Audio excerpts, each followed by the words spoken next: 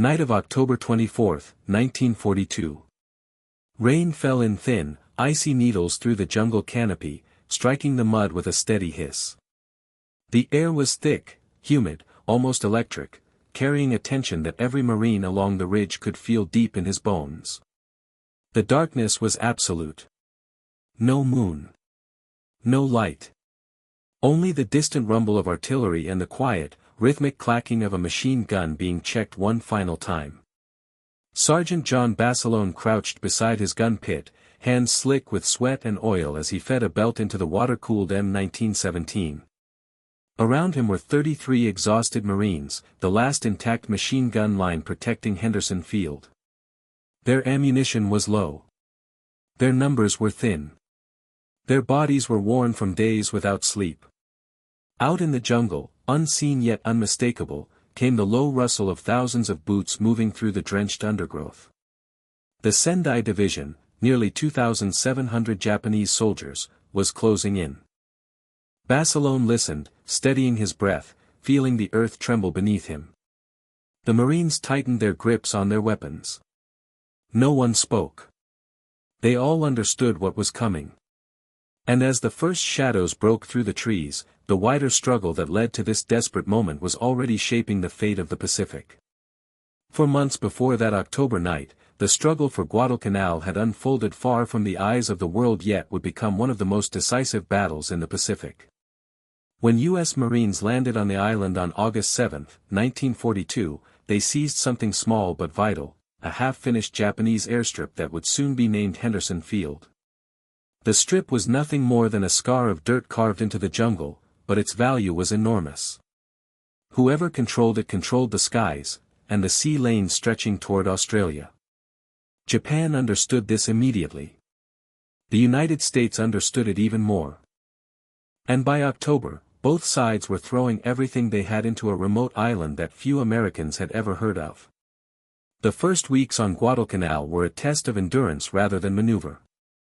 Marines fought malaria, monsoon rains, mud that swallowed boots, and supply shortages so severe that rations sometimes consisted of captured Japanese rice. Replacement parts for weapons were scarce. Ammunition arrived sporadically. Fresh troops came in slower than casualties went out. For days at a time the Marines received no naval support at all, their supply and escort ships driven off or sunk during the chaotic battles in the waters surrounding the island. By early October, the Japanese army decided that the only way to break the American grip was to overrun Henderson Field in a single, overwhelming night assault. They chose the 2nd Division, Sendai Division, commanded by Lieutenant General Masao Maruyama, to carry out the decisive blow. The Japanese believed the Marines holding the ridgeline south of the airfield were thin, exhausted, and ready to be crushed. In many ways, they were right. But what Tokyo underestimated was the sheer resolve of those few Marines manning the critical choke points. Among the defenders was 1st Battalion, 7th Marines, positioned along a narrow, jungle-covered ridge that formed the last barrier between the Japanese advance and the open ground of Henderson Field. Their machine gun sections were dangerously undermanned. Illness and earlier skirmishes had taken their toll. The line that should have been held by dozens of Marines per gun position now often had only a handful. In Basilone's heavy machine gun section, the numbers were even worse. What had been a full complement of crews now stood at 33 Marines, many still limping from previous encounters. Some were feverish from malaria. Others carried wounds patched with field bandages. Day after day they had heard rumors of a massive Japanese buildup. By mid-October those rumors became certainty. Reconnaissance patrols reported thousands of Japanese soldiers moving silently through the jungle, preparing to strike. The Americans expected an assault, but they could not know when, or from precisely where, it would come. On maps, the ridge looked simple, a narrow rise of land slanting downward toward thick jungle. But on the ground it was a maze of tangled roots, slick mud, hidden depressions, and jagged brush that limited visibility to only a few feet. For machine gunners, it was a nightmare and an opportunity at the same time. If an enemy force funneled toward the ridge, the overlapping fields of fire could carve through entire formations. Yet if the Japanese broke through at any point along the line, the Marines would have no room to fall back. For weeks the defenders heard the distant rumble of artillery and occasional bursts of rifle fire. But as October 24 crept in, the forest grew eerily quiet. Patrols returning to the American lines reported a subtle shift. Trails once empty were now crossed by fresh boot prints. Cut branches revealed recent movement. And some nights, if one listened carefully, one could hear faint whispers carried by the wind. The Japanese were closing in. And every mile they advanced brought them closer to the ridge Basilone and his Marines were fighting to hold. Soon the stage was set for a confrontation that neither side fully anticipated, but both would remember. And as tension built across the jungle, the broader situation on Guadalcanal only intensified. By mid-October 1942, the Japanese High Command believed that one decisive, overwhelming attack could shatter the American perimeter and reclaim Guadalcanal. Their intelligence reports suggested that the Marines around Henderson Field were exhausted, stretched thin, and vulnerable in the deeply forested terrain south of the airfield. In Tokyo and Rabaul alike, there was confidence, perhaps overconfidence, that a concentrated night assault would sweep the Americans aside. To carry out this operation, Japan assembled one of the largest land forces it had yet committed on Guadalcanal. Elements of the 2nd Division, including the battle-hardened 29th Infantry Regiment under Colonel Masajiro Furumiya, marched inland through some of the harshest terrain on the island. Their mission was clear: attack from the southwest, seize the ridge, overwhelm the Marines, and drive directly toward Henderson Field before dawn.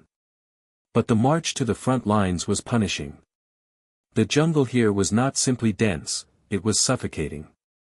Rains turned trails into rivers of mud. Supply lines broke down. Japanese soldiers, already weakened by hunger and disease, dragged artillery pieces through waist-deep swamps, often abandoning them when the weight became unbearable. Many men reached the assembly area with only a fraction of the ammunition they were supposed to carry into battle. Still, the Japanese pressed forward. Their doctrine emphasized night attacks, infiltration, and shock, tactics intended to disorient American defenders and exploit any gap with explosive violence. And somewhere in those dark forests, they believed, there were gaps.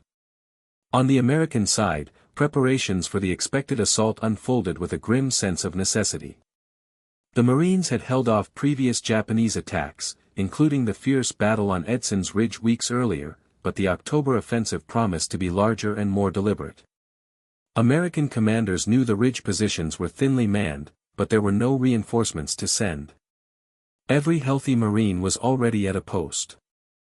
Major General Alexander Vandegrift, overseeing the defense of the island, distributed what little ammunition he had along critical terrain features, trusting frontline commanders to allocate it wisely.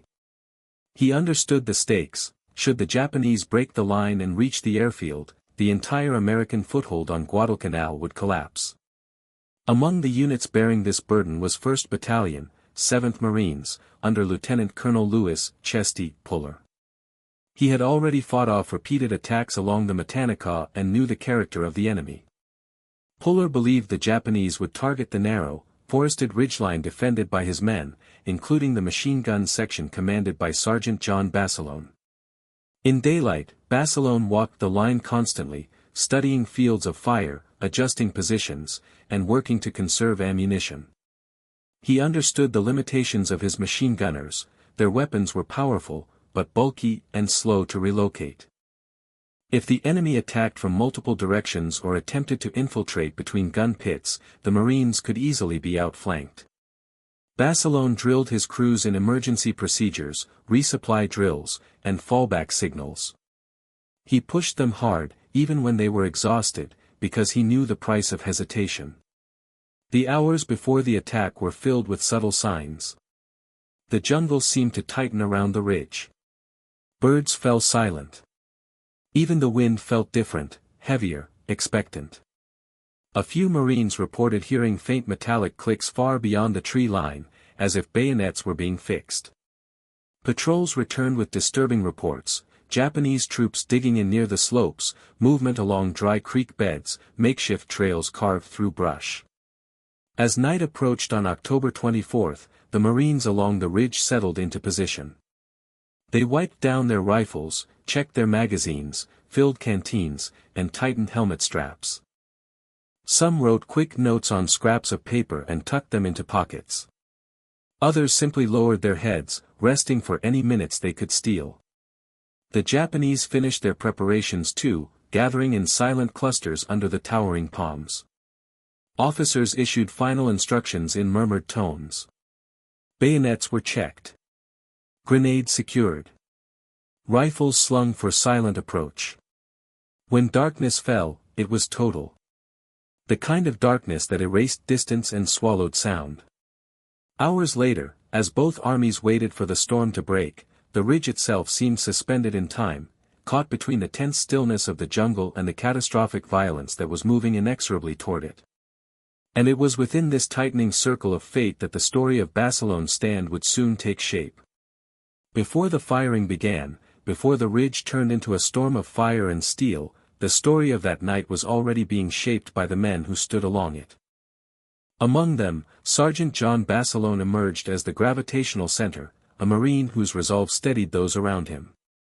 Basilone was not a strategist in a distant tent. He was a gunner, a man who understood the weight of every round and the cost of every mistake. His leadership was built not on speeches, but on presence. Marines trusted him because he worked beside them, carrying ammunition in the heat, repairing guns under pressure, and stepping into the firing line whenever a gap appeared. His men watched him fight exhaustion the same way they did, swatting mosquitoes, wiping mud from weapon receivers, and moving with the deliberate calm of someone who accepted the possibility of death without surrendering to it. Many of the Marines along the ridge had never faced an enemy attack in total darkness. The uncertainty alone was enough to erode morale. Fear was always present, quiet, persistent, tightening in the chest. But leadership in the Pacific was often measured by how well officers and NCOs absorbed that fear so others could breathe. Basilone did exactly that. He walked the gun pits before dusk, placing a hand on shoulders, asking short, practical questions: barrels cooled? Belts loaded? Fields clear? No speeches. Just tasks. Tasks kept the mind focused. Tasks kept fear from expanding. His confidence made the line feel thicker than it was. Where the maps showed only 33 Marines, the men felt like they had many more. A steady sergeant can do that, add weight where there is none, strengthen a line that should, by all logic, be too thin to hold. This human foundation, the quiet discipline, the shared hardship, the belief that they could depend on one another, would become one of the most important elements of the coming battle. And it was precisely this bond that would be tested when the Japanese assault came crashing through the trees. The ridge the Marines defended was not ideal. It was narrow, irregular, and covered in thick vegetation that limited sightlines to mere meters.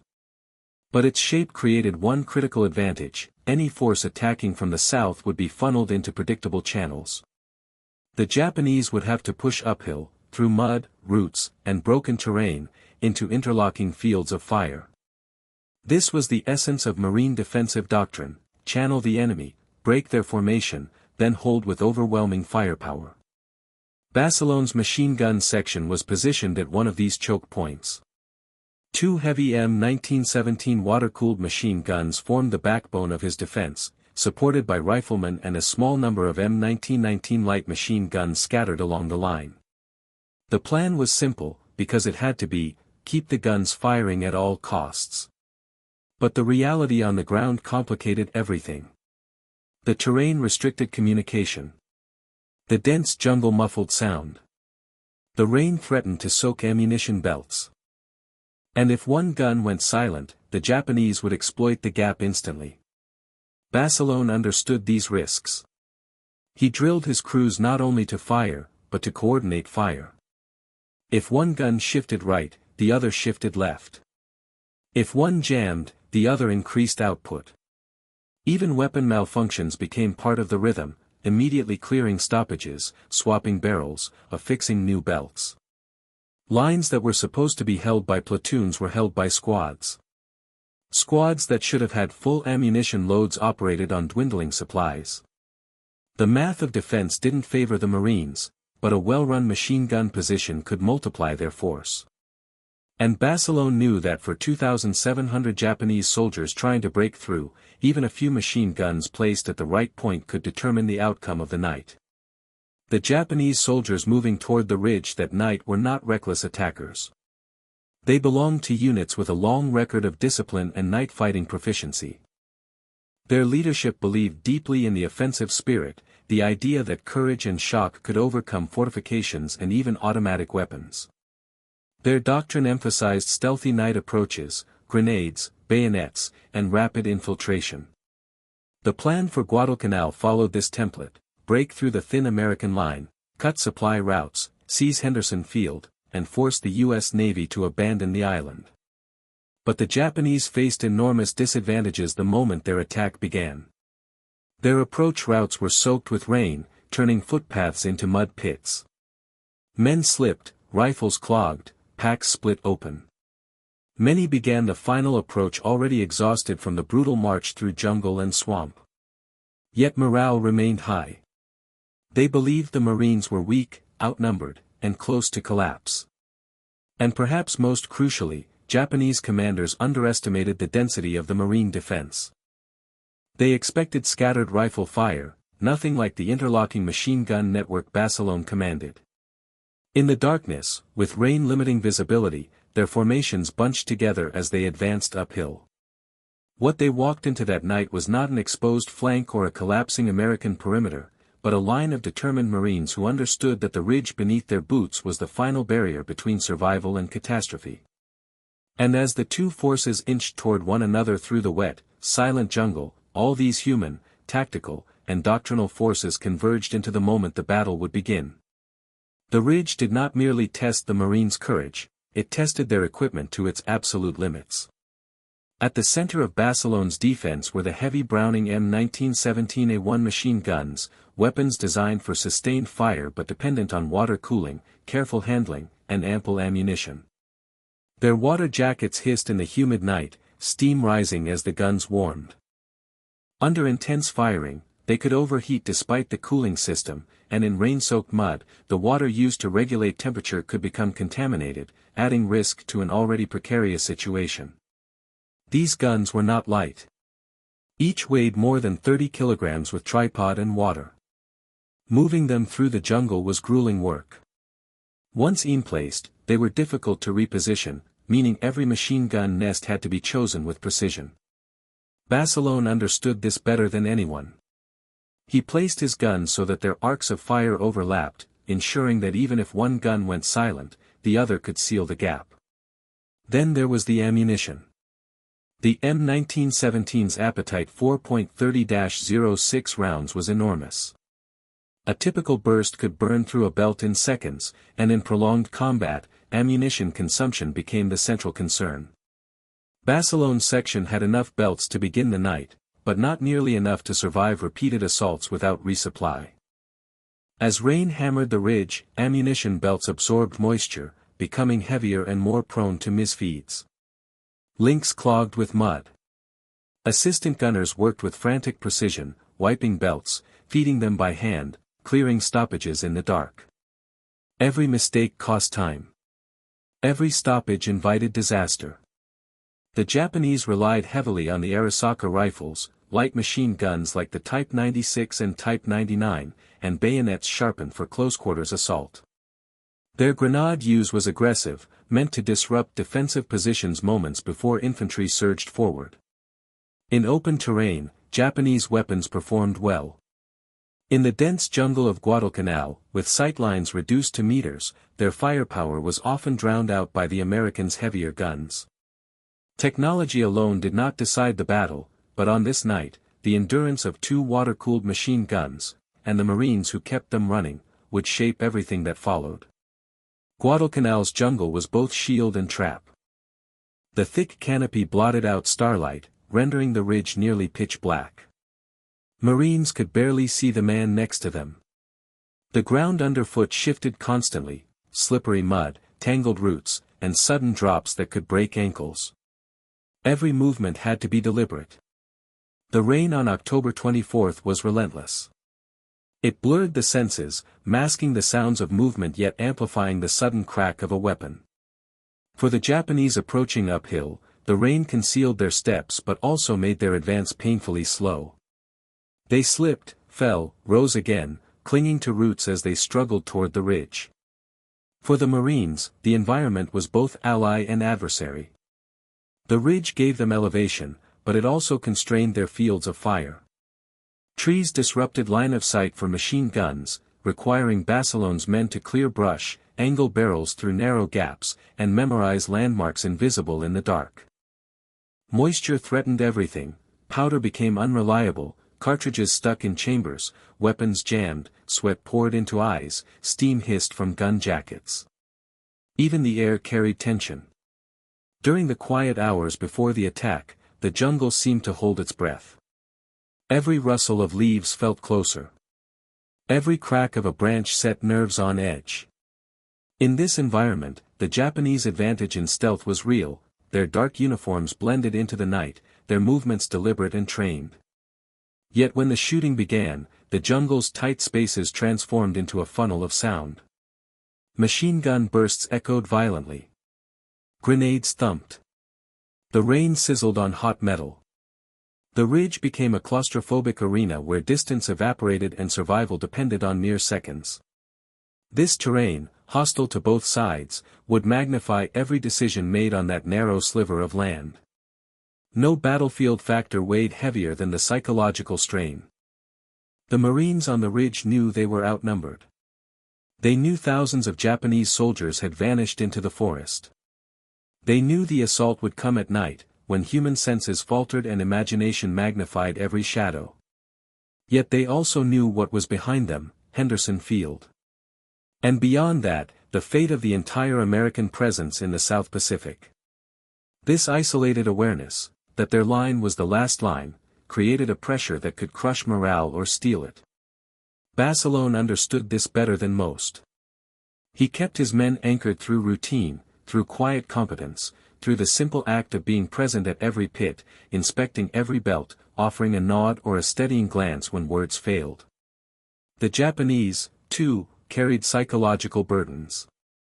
Their doctrine celebrated the spiritual superiority of the night attacker, but many soldiers were entering their first combat on Guadalcanal, sick with malaria, weak from the brutal march, and operating under officers who demanded the impossible. They advanced believing the Marines were stretched to the breaking point, but uncertainties crept in with every hour spent trudging through mud. Fear was universal. Yet how each side managed fear differed. For the Japanese, momentum and shock formed the core of courage. For the Marines, it was discipline, familiarity with one another, and the knowledge that retreat was not an option. As the final minutes before the assault ticked away, minds sharpened. The psychological pressure of imminent contact aligned every man's focus on one thing: survival through the night. The convergence of these emotional, environmental, tactical, and technological forces marked the threshold. And it was at this threshold that the battle would erupt. The first indication that the assault had begun was not a shout or a rifle shot. It was a vibration, a faint, rhythmic tremor beneath the mud. Basilone felt it through the soles of his boots as he crouched beside his heavy machine gun. A second tremor followed, then a third. Within moments, the ridge seemed to pulse with movement. Then came the sound. Not a roar, but a low, rising murmur, footsteps, equipment clattering, branches snapping under the weight of hundreds of men pushing through dense brush. The Japanese were approaching in massed formations, their officers urging them forward through whispers and sharp, clipped commands. Basilone waited. He had learned long ago that the first instinct, to fire too early, was the most dangerous. Let them close. Let them come into the arcs. Let them commit. When the enemy finally emerged from the tree line, it was sudden and overwhelming. Shadowy silhouettes moved in disciplined clusters, rifles slung, bayonets fixed, their dark uniforms blending into the night.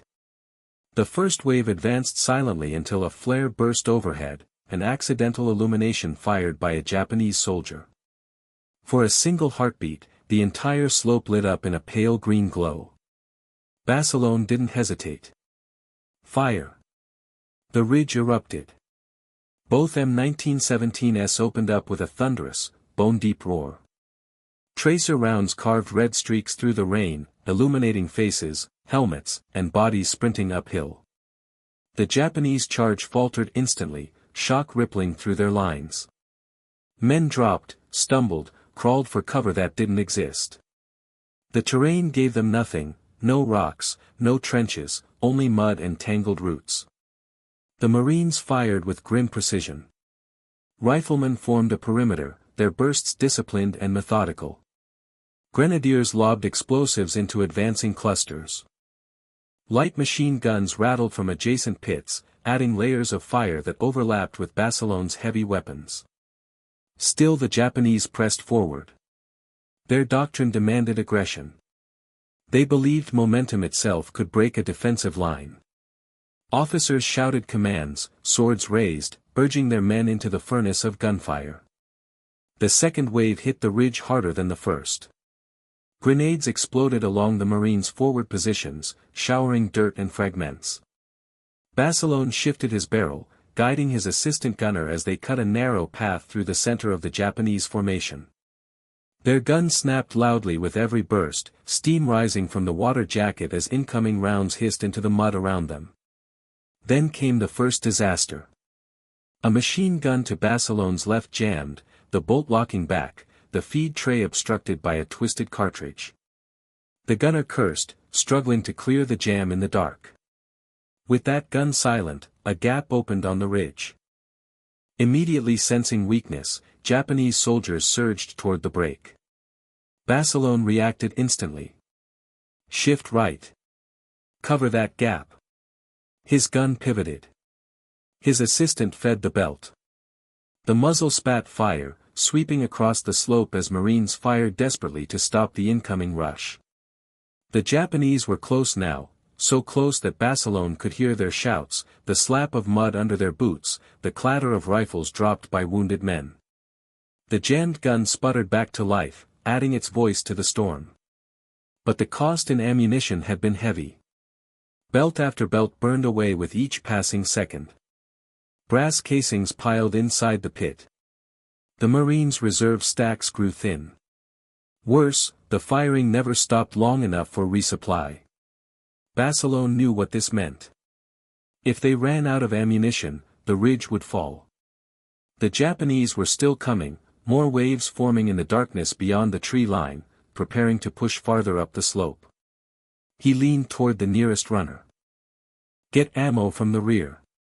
Now. The runner hesitated, eyes wide, understanding the impossibility of sprinting back through open jungle under fire. Basilone didn't wait. He slung his pistol, grabbed a belt of ammunition, and rose into the chaos. Rain hammered his helmet as he navigated the narrow trail behind the gun pits. Japanese rifle fire cracked from unseen angles. Shadows moved at the edges of his vision. The trail was exposed, vulnerable to infiltration. But the ridge needed ammunition more than it needed safety. By the time he reached the supply point, a muddy depression where belts were stacked under ponchos, the firing behind him had intensified to a fever pitch. Basilone grabbed as many belts as he could carry, looping them around his neck and shoulders like heavy, wet ropes. Then he ran back. Bullets cut through leaves overhead. Grenades thumped in the distance. Basilone slipped, caught himself, pushed forward. Every second mattered. Every belt mattered. When he slid back into his gun pit, his crew was still firing, but barely. They tore the ammunition from his hands, feeding the M1917 as Japanese forces regrouped for another push. And as the rain fell harder, as the ridge quaked under the weight of the assault, Basilone saw movement in the shadows, another wave forming, larger than the first two. The heaviest part of the night had not yet begun. The battle was about to enter its most desperate stage.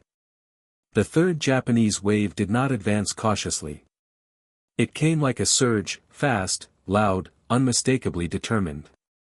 Their officers, recognizing that the earlier assaults had failed to break the ridge, pushed their men harder, driving them forward with shouts and whistles that cut through the roaring machine guns.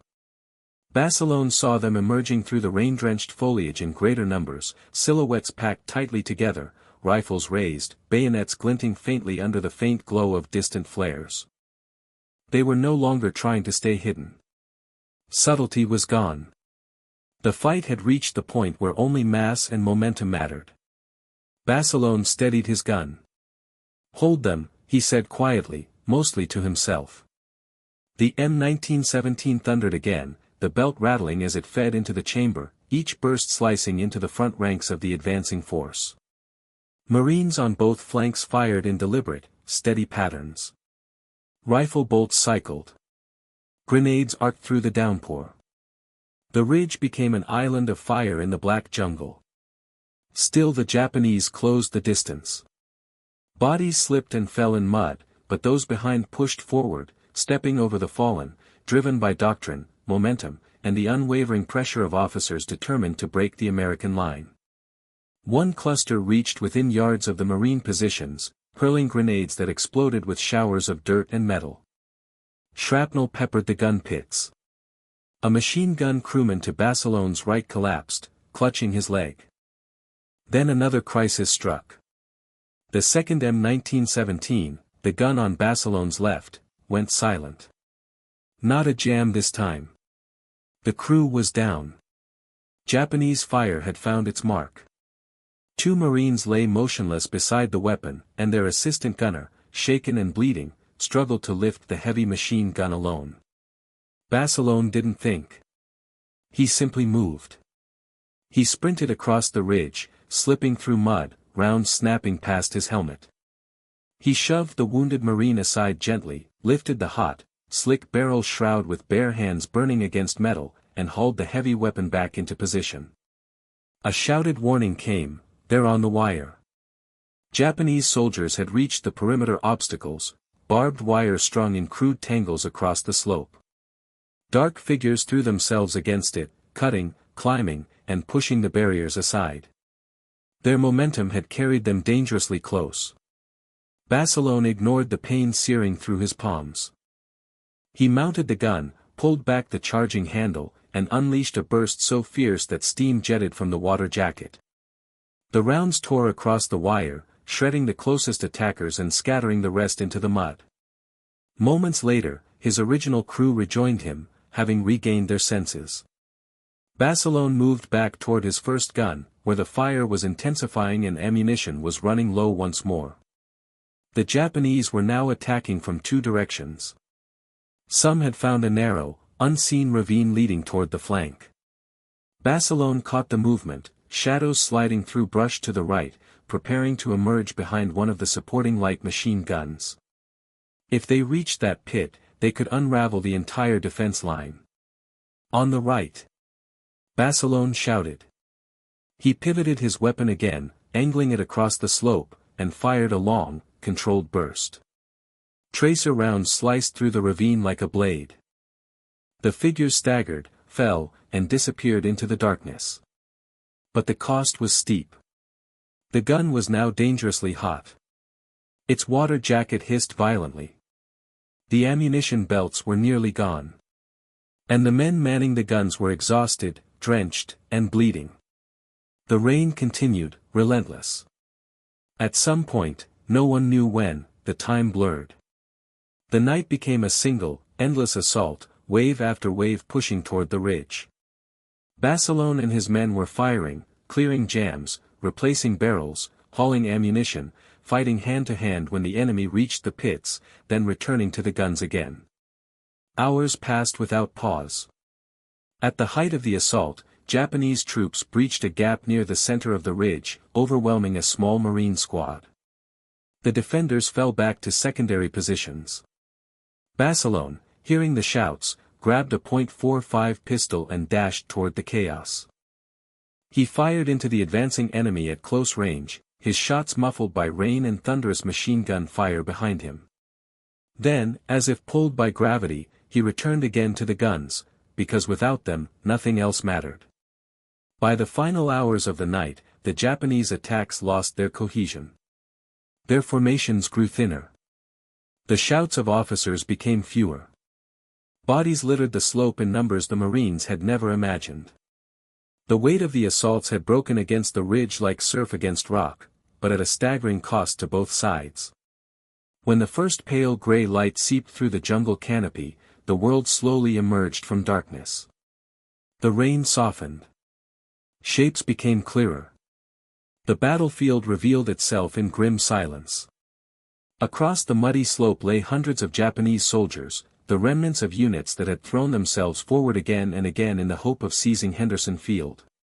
Some had reached within feet of Basilone's gun pits. Others lay tangled in wire or collapsed in the ravine. Basilone stood beside his machine gun, smoke drifting from the barrel, its water jacket nearly empty, ammunition belts gone. His hands were blistered and raw. His uniform was torn. The mud clung to him in thick layers. He could feel the exhaustion settling deep into his bones. But the line had held. The ridge was still theirs.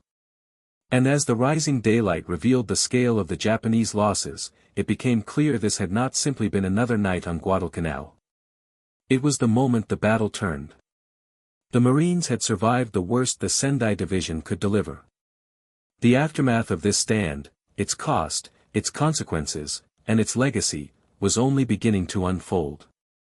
When dawn broke over Guadalcanal on October 25, 1942, the ridge was transformed. The storm of the night had passed, leaving behind a landscape of mud, shredded vegetation, and bodies.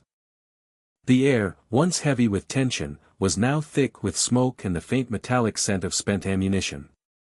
Birds cautiously returned to the trees, their calls fragmented and hesitant, as if the jungle itself were assessing the devastation. The Americans, battered and exhausted, emerged from their pits. They had survived 10 hours of continuous combat against an enemy force nearly 80 times their size. Sergeant Basilone, his hands blistered, face streaked with mud and soot, surveyed the ridge. His machine guns, water jackets steaming, barrels blackened, had done their work. Every belt of ammunition he had carried, every jam cleared in the dark, had contributed to holding the line. Casualties had been severe but not catastrophic for the Marines. Out of the 33 men defending the ridge, only a handful had been killed outright during the assault, while others bore wounds that would linger for weeks or months. The Japanese, however, had suffered devastating losses. Estimates from Marine reports later indicated that over 600 Japanese soldiers lay dead or gravely wounded along the approaches to the ridge. Entire assault formations had been broken before they could reach Henderson Field. The immediate tactical effect was clear: Henderson Field remained secure. The airstrip, a lifeline for resupply and air cover, was preserved. The Japanese objective, breaking the American perimeter in a single night, had failed decisively. The ridge that Basilone and his men had defended became a symbol of what a small, well-positioned, and determined force could achieve against overwhelming odds. Eyewitness accounts from fellow Marines later highlighted the almost superhuman endurance displayed that night.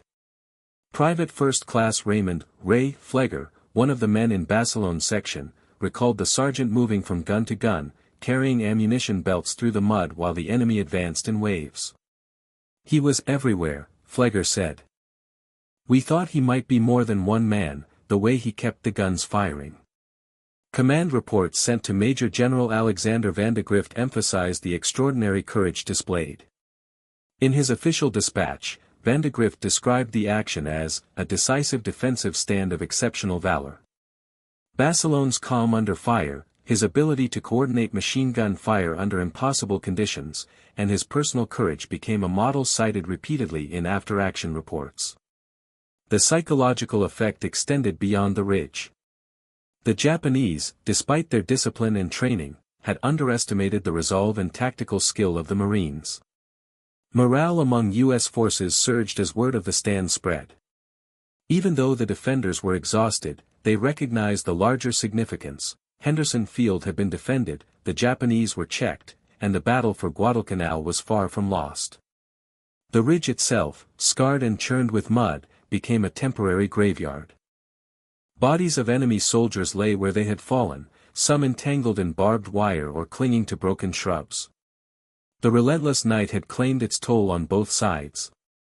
Yet the fact that a handful of men had held off thousands would soon be recorded in dispatches, letters home, and eventually, official Marine Corps histories. Basilone's machine gun section had not just survived, they had changed the course of the night.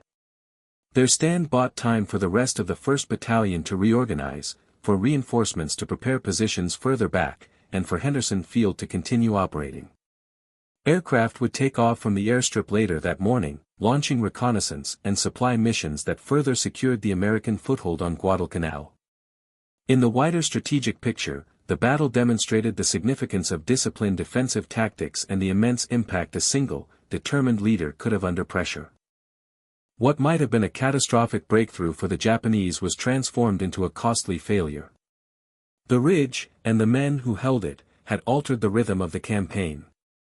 In the days following the night of October 24 to 25, 1942, the full scale of the encounter on the ridge began to emerge. The Japanese forces, battered and demoralized, regrouped in the dense jungles south of Henderson Field. Their officers attempted to reorganize fragmented units, but the momentum of their offensive had been broken. Supply shortages, fatigue, and disease further sapped their effectiveness. The Japanese command recognized that a repeat assault in the immediate aftermath would be too costly and unlikely to succeed. For the Americans, the implications extended beyond a single tactical victory. Henderson Field remained operational, providing crucial air support to ground operations and disrupting Japanese supply and reinforcement routes in the surrounding waters. Every flight that took off from the airstrip reinforced the strategic significance of the ridge that Basilone and his men had defended. Guadalcanal itself became a proving ground for what would later be called small unit tactics under extreme conditions, where discipline, positioning, and leadership could multiply the combat power of a fraction of the force. Sergeant Basilone's actions quickly became legendary among the Marines.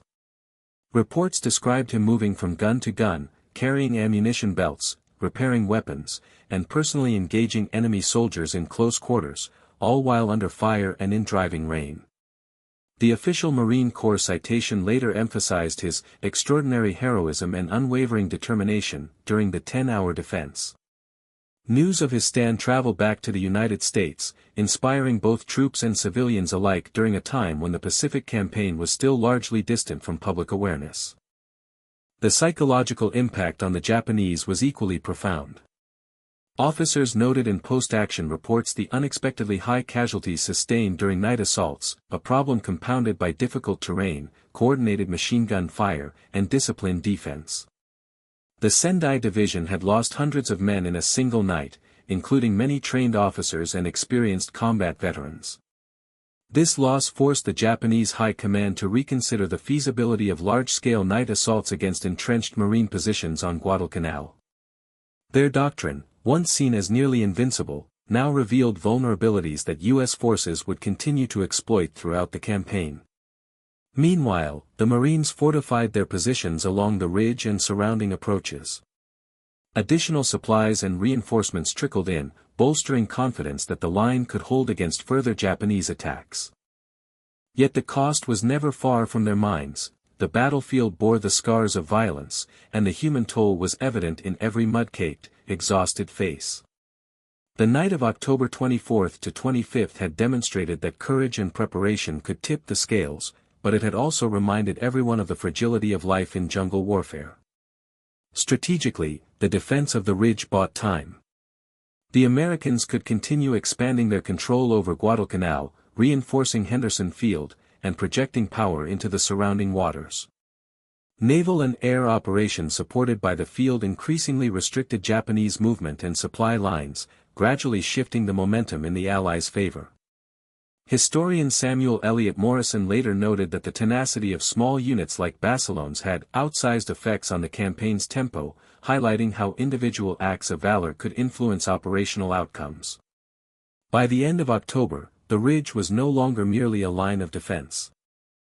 It had become a symbol of Marine ingenuity, endurance, and leadership.